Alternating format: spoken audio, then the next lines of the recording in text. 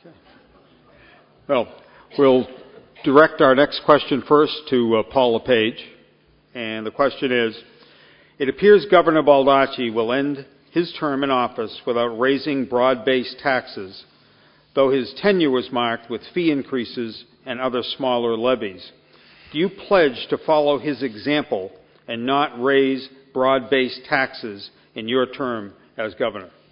Well, first I would like to say that the only reason that the taxes were not raised broad-based is thanks to the Maine people for repealing 2 or 3 tax initiatives over the last several years, the beverage tax and most recently 1495. I will pledge this.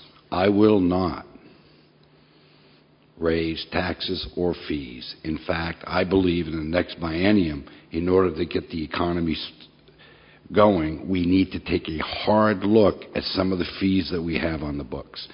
And I'd like to see them go down rather than up. Elliot Cutler. We cannot raise broad-based taxes in the state of Maine until we have closed that $800 million to $1 billion deficit, until we have restored confidence in the government of the state of Maine. Maine people, Maine voters won't and shouldn't sit still for a conversation about taxes, which we're going to have at some point, until we have government under control again, and until we reduce spending. We're going to have to figure out, now or later, how we pay for the roads that we've talked about. That's not, in my view, out of a broad-based tax unless we borrow and have to pay interest and debt service from the general fund. But we're going to have to bring spending under control. Once we've done that, we have to take on the complete restructuring of Maine's tax system. Because right now we're back at square one. We've got one of the highest marginal rates in the income tax in the country. I would like to cut it by more than half, but I don't know yet whether we're going to be able to do it. We have one of the narrowest sales tax bases in the country, and we argue over whether one candy bar should be taxed or another, whether golf course fees, lift tickets, or bowling alley fees should be taxed. We can't keep going like that. We have an estate tax that's not unified with federal tax, and every one of us knows someone who's left the state and gone to Florida to avoid taxation in the state of Maine. We can't sustain ourselves that way. And finally, we have a property tax system in Maine that's crumbling around cities and towns all over Maine who can't afford to fund public education. We're going to have a statewide conversation about taxes, a very serious one. But we can't do it until we bring spending under control. Mr. Scott. Yeah, we have over here a chicken and we have over here an egg. And this is the problem, right? Which one comes first? I believe that lowering taxes is a priority. I am a business person. I understand that the more money that you have in your household, the more you will invest in that home, in your family, in your child's education, in your business. Now, how we get there is first on November 2nd, you cast your lot with me. And after that, I worked very closely. Yeah, it was meant to get some kind of reaction. And after that, we worked very, very hard with the folks in the legislature and the folks in the business community. Once we return that money and stop taking all of that wealth from the good people of Maine that work so hard, I mean hard. I do it, you do it, we're all out there doing it. You know, getting your roof repaired or building a deck puts money into your local economy. It's that simple. Or having the money, I mean, I don't know how many times I have to hear that every small business should create one new job. Well, you know, that's a minimum of like $50,000 a year. Where are you coming up with that? You know, that's just not reality. What's reality is an agricultural policy, and I outlined it a little bit when we started. The funding mechanism for that is a state revolving loan fund. That's proven to work currently in the Department of Agriculture, works in infrastructure improvements. But this whole chicken and egg tax, not tax thing, we have to find a way to lower taxes. And as a consequence, you know, when you put a projection together in a business plan, you have an investment, you have a cost that exceeds investment, and then you take off. So we cannot fear putting ourselves in a situation where for a short little bell curve we have a little bit more debt than we would like. That's okay. Because on the other end of that curve we're going up. I understand that. A lot of folks out here in the audience understand that. And that's how I feel about the tax issue here in the state of Maine. Mr. Moody.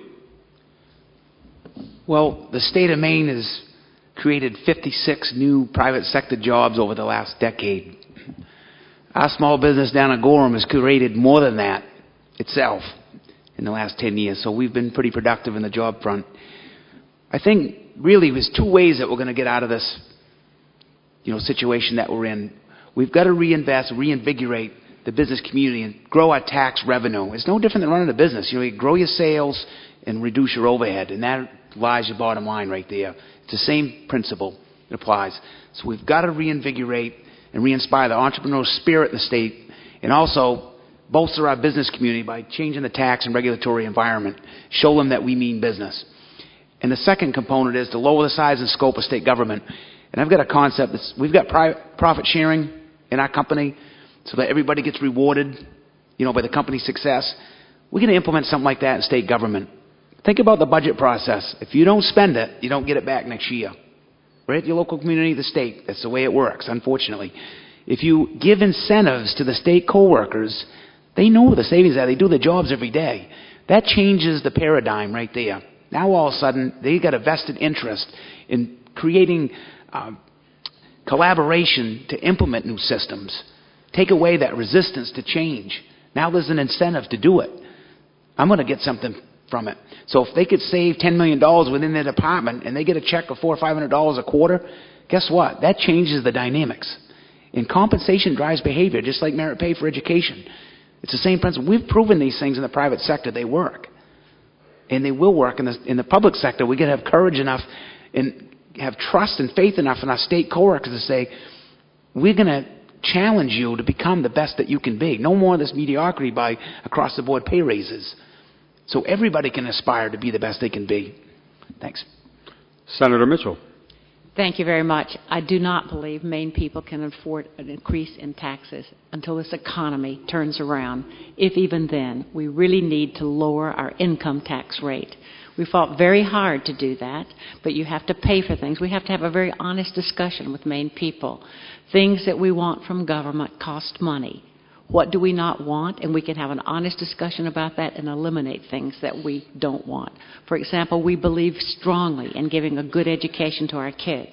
We believe strongly in our university and community college system. We believe strongly in keeping our environment clean. We believe strongly in promoting businesses as they're attempting to grow. So we really do need to lower the income tax. It may have to be incremental. And the reason for that is so many of our businesses pay through Subchapter S or they're self-employed. And our income tax rate is too high. We're not competitive with our neighbors. And if we lowered that tax rate, then small businesses could invest and they could hire and add more jobs. So that's the focus that I would have, reducing the income tax rate, making sure that we are running a very efficient and lean operation on the state level to deliver only those services that Maine people believe that they want.